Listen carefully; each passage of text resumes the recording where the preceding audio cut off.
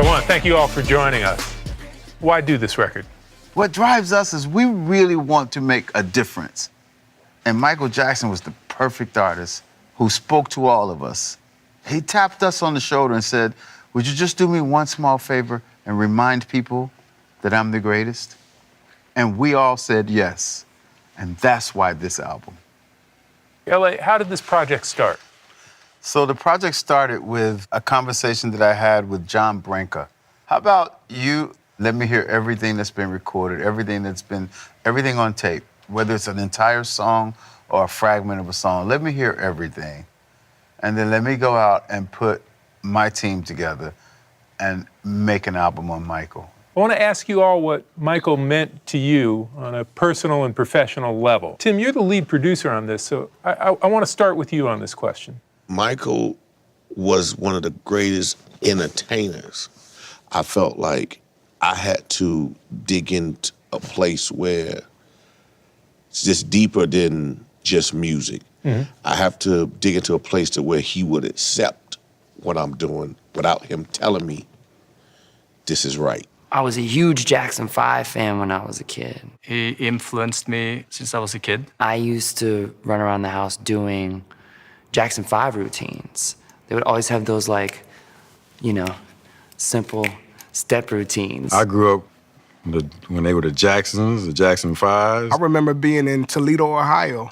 I want to say it was like 1986 or something like that, me being like 9 years old and walking in the mall and hearing Human Nature and Thriller for the first time in the mall in Toledo, Ohio. I mean, we're old enough to remember when Beat It and Thriller first came out. And, you know, we were 11 years old, so it made a huge impression on me just on a personal level, but then as I got a little older, on the musical level. Michael might have been single-handedly the reason why I wanted to become a producer. His effect is just, it's so universal. Any music you hear today was influenced. There's something there that I could go, oh, they got that from Michael. Something spoke to me in the last year that said, you know, you should do something really special with Michael. And that special project ended up being Xscape. When LA called me to be part of the project, at first I was a little hesitant. And it wasn't that I didn't trust LA, it's just that I worked with Michael before. My first instinct was like, no. And I knew what his expectations was, what his standards were. You know, I'm a Michael fan. I'm one of the biggest as well, and you become a purist about that type of stuff. I think some of the fans have those same fears, and they wonder if we should be doing this. But you know what? The answer is yes, we should be doing it. If it wasn't supposed to be, it wouldn't be this good. Once LA played me the music, I was all the way in. I was like, oh yeah, this is a Michael Jackson. This is one of them classic albums.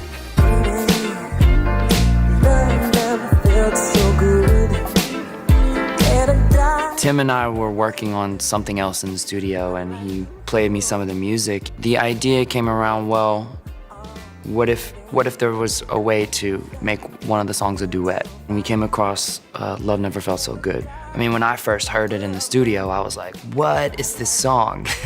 And why has it never been released?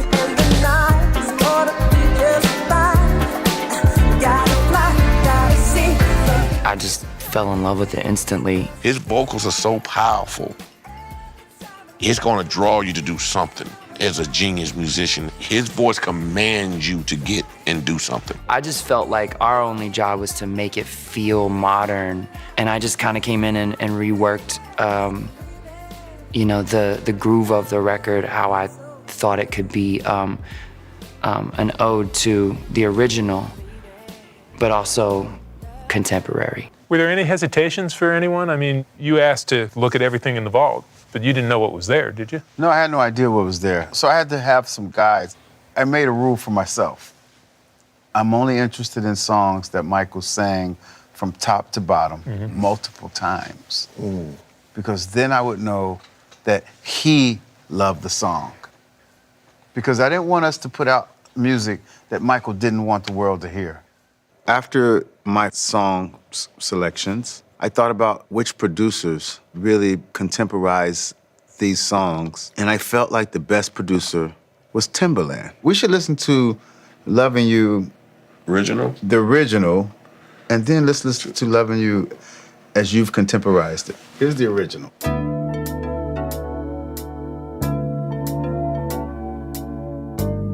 Hear the warp from the tape. You hear that? That's a dope sound, though. I like that.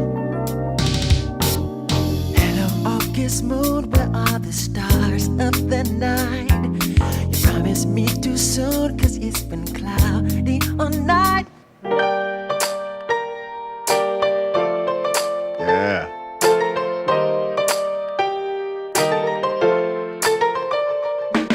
Hello, August moon, where are the stars of the night? It's a big difference, ain't it? Oh my God. It's been cloudy all night, and the weather. Don't mind if I turn this up, dude. If you're not well, stay in bed. 'Cause I've been feeling down and blue, and it's cloudy in my head. Instead of going out to some restaurant, I stay home in bed. I'll be loving you. That's what I wanna do. But I noticed that what you did, you brought the pocket out and it actually made his voice sound like Karen.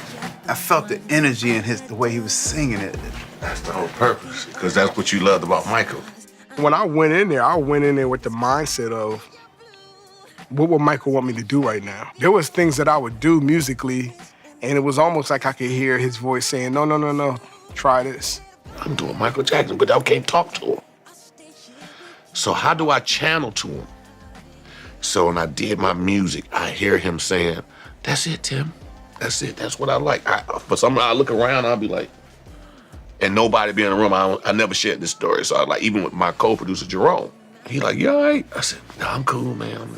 His spirit resonated through me to give me the okay. I was thinking every morning when we started opening up his vocal and we started listening back, I pretended like Michael was gonna come in the room in 10 minutes. And, you know, I wanted to make sure that I felt like he would have approved. It was almost like his spirit was there with us when we did it.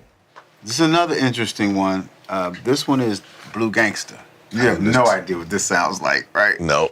See, some of this stuff, after a while, after the first 3 songs I heard the original, I said, this is gonna throw me off, so just play the acapellas.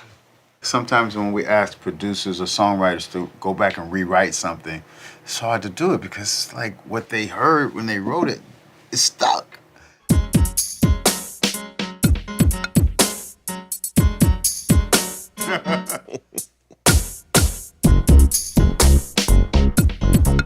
This one don't sound as bad as the rest of them. The beat is doing the right stuff. It's cool, yeah. What you gonna do?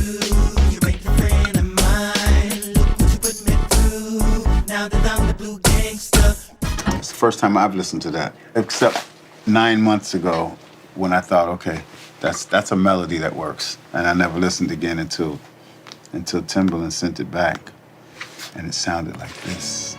What you gonna do? You ain't a friend of mine. Look what you put me through. Now that I'm the blue gangster. What you gonna do? You ain't a friend of mine. I'm the blue gangster. What you gonna do? You ain't a friend of mine. I'm the blue gangster. I don't never really talk. And you know me for years. I don't talk cocky, but No. I'm a bad man. Being around him on stage and seeing how he would rehearse and being around him in the studio, you just learned a lot. You learned a lot watching that. Michael would be in the lounge watching footage on Jackie Wilson, James Brown, and Charlie Chaplin. And he was about probably 40 when we were working together. And I walked in, I said, what are you doing? He said, I'm studying. Now, mind you, he had all the Grammys, millions and millions of albums sold, and I said, what do you study? He said, you never stop studying the greats.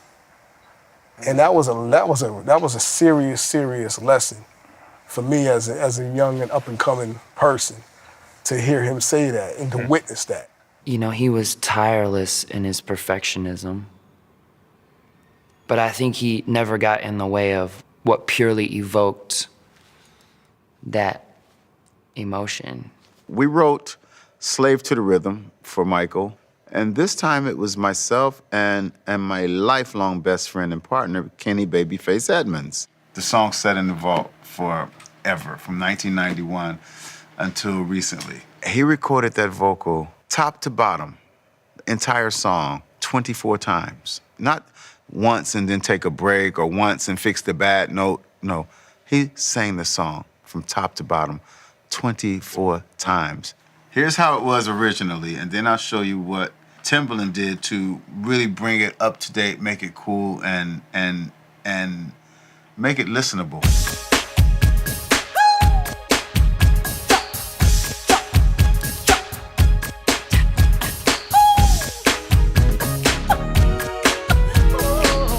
And then it came alive. She dances in the sheets at night. She dances to his needs. She dances till he feels just right until he falls asleep. Stay to the rhythm. On that one, I have to just say thank you, because this song in the 90s when we made it, it didn't surface because it never quite measured up. Like, I liked it a lot, but never thought it was a smash. And what you've done is you've added an element to it that makes it like dancing. You made the song dancing. You made Michael sound like he was dancing when he did it. You brought it into a place where at least it matters now. Yeah. Uh-oh, more killers. Like the mafia now. What up, man? Chillin'. Like I done graduated. Rodney, you have the only song that you produced the original version and you produced the version that will appear on the Xscape album. To play the before and after is you comparing you to you. That's the original? That's the original. What year was this? 99 we started. Finished around 2001. Everywhere I turn, no matter where I look. So let's hear the 15 years later version of Xscape. Dark child. Escape. Gotta get away from the system. The world is escape. The pressure that I feel from relationship. Had to go away. Escape. The man with the pen that writes. When we worked on Xscape, Michael's was like, dig deeper. Where's the sound that's gonna make you listen to it over and over again? He's like, no, you gotta go to the junkyard and just start hitting stuff. I never forget this. I go to the junkyard, start hitting stuff and stuff that starts sounding like, whoa, that sound like that could fit as a snare. That sound like that might can go with the kick. It was all of those moments of him challenging, constantly challenging for that next thing. Once we got into the project, there was something missing for me. So next on my list was Stargate.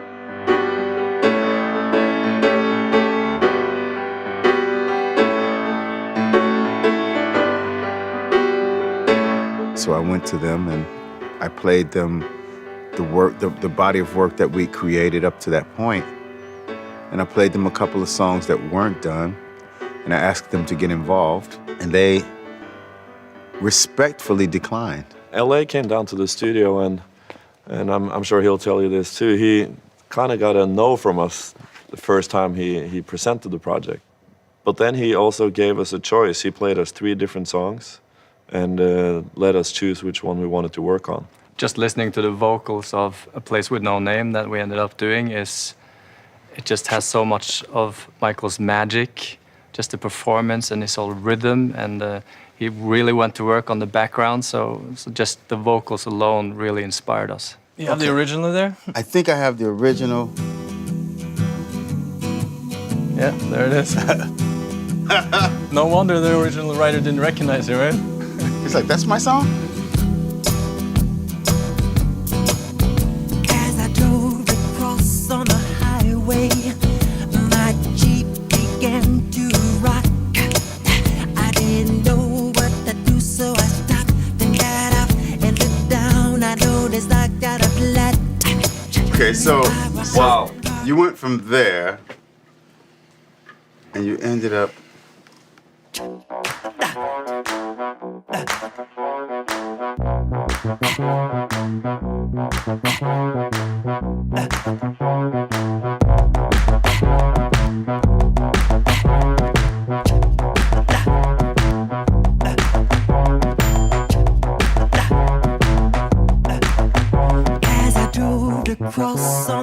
highway, my Jeep began to rock. That thing right there is a vocoder. There's a mood bass on top of it playing the same. So this is just vocals and drums.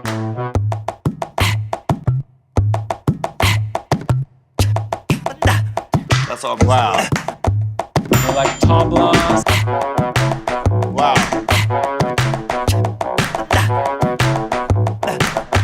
As I drove across on the highway, my Jeep began to rock. All the snaps in the vocal as well. So I stopped Those are his and got snaps. up and looked down. I noticed I got a This plug. is just the drums and vocals. So I walked out, parked the car like sideways, so I can find what I can fix.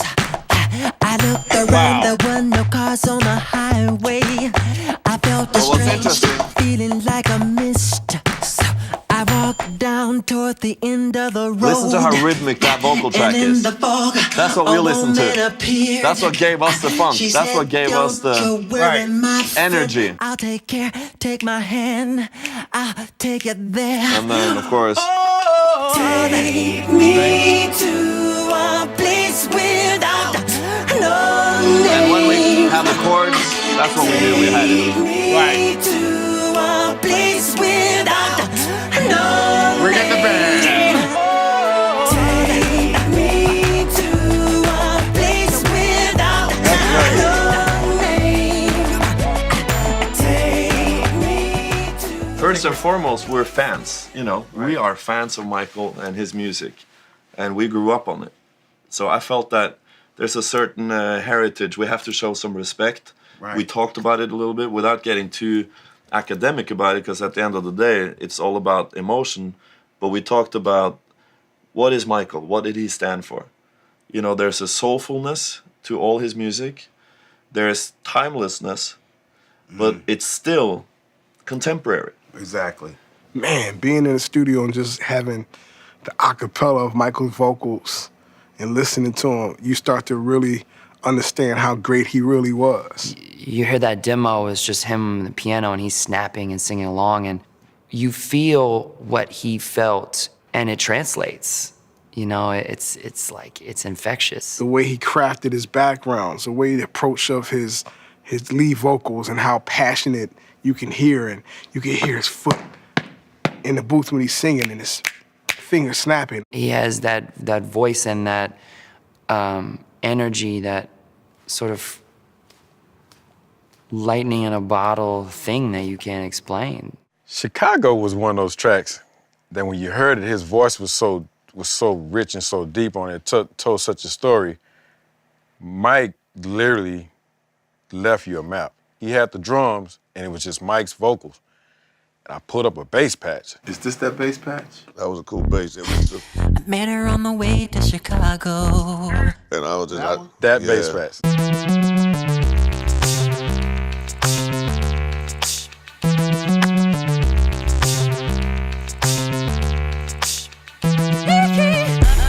Michael would've went crazy over that. Right there? Listen, Michael would've went crazy over that. I first met Michael Jackson when he was a very young boy. His family would come up to Caesar's Palace. At that point, my dear friend was very much into show business. He was a sponge, and he would always ask very intelligent questions. And we just spent time in my studio, and a lot of material came out. But Love Never Felt So Good was the one that I was most excited about. The chord changes, the concept of the song, the range, the way he approached the song.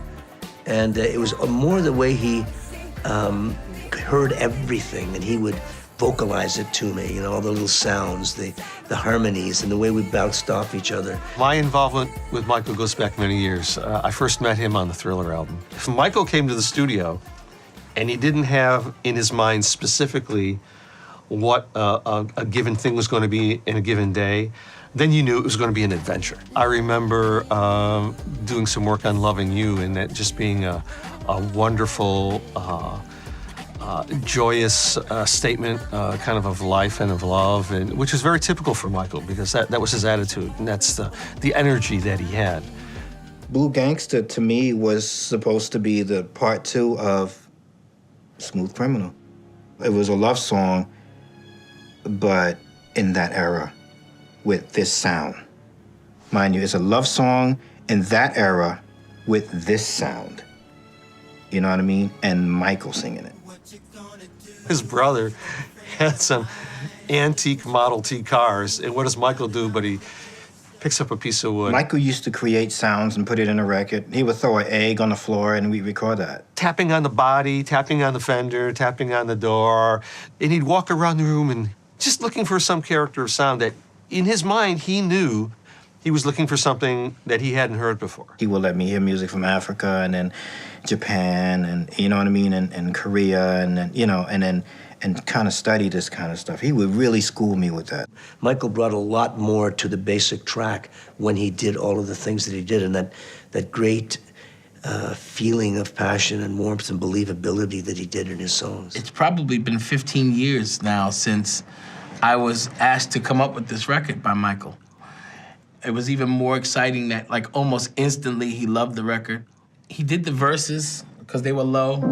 You know, I met her on the way to Chicago where she was all alone. And so was I, so I asked her for a name. They're like low. And then the chorus is like, woman like that was really into me. She said she didn't have no man, raised the kids the very best she can. You know, it's like Michael, like the rock Michael, like screaming and like going hard. He was always searching. This is one of the things that was a never-ending process for Michael, not only in the writing of the music, in nonstop creating music, but also creating ways to make it unique and different and special. Michael had a saying, study the greats and become greater. I know that this album is gonna be very emotional to people because, you know, Michael is going to be sitting in everyone's living room making them feel good. As the years passed, you know, I ran into Michael many times. One time in particular, we had a very specific meeting about him joining the label and us working together. He told me things like, I trust you, I want to work with you, I'll do everything you ask me to do, as long as it's about being great. If it can't be great, if it can't be groundbreaking, then we shouldn't do it. This is his way of saying, don't ever count me out. I know how to say checkmate. Michael embodied greatness in everything that he did, not just as an artist, as a humanitarian, as a person. That was his life. He was all about being great. He preached it all the time. So it's our duty now as a team to bring our greatness, with his greatness, and now let the world hear what we came to do. What really moved me about Michael is, you know, because during this project, we really studied him. He talked about love. He talked always about giving love. It was never about how much love he got back. And we feel it's our responsibility to really defend his honor and really stand for what he stood for. And he stood for love. We all did a collective great job to make it current. We really put together a great body of work. What Michael Jackson means to me is multiple great moments in my life and multiple great moments, I think, in the history of pop culture and the influence and the impact that he's had on other artists. He's simply the greatest ever.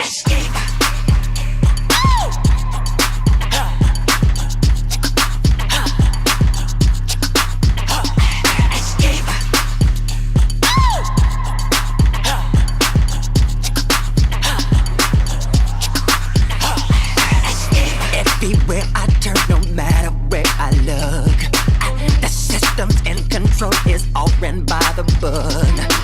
I got to get away so I can free my mind. Escape is what I need from the electric guys. No matter where I am, I see my face around.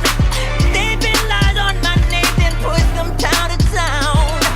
Don't have a place to run, but there's no need to hide. I got to find a place, but I won't hide away.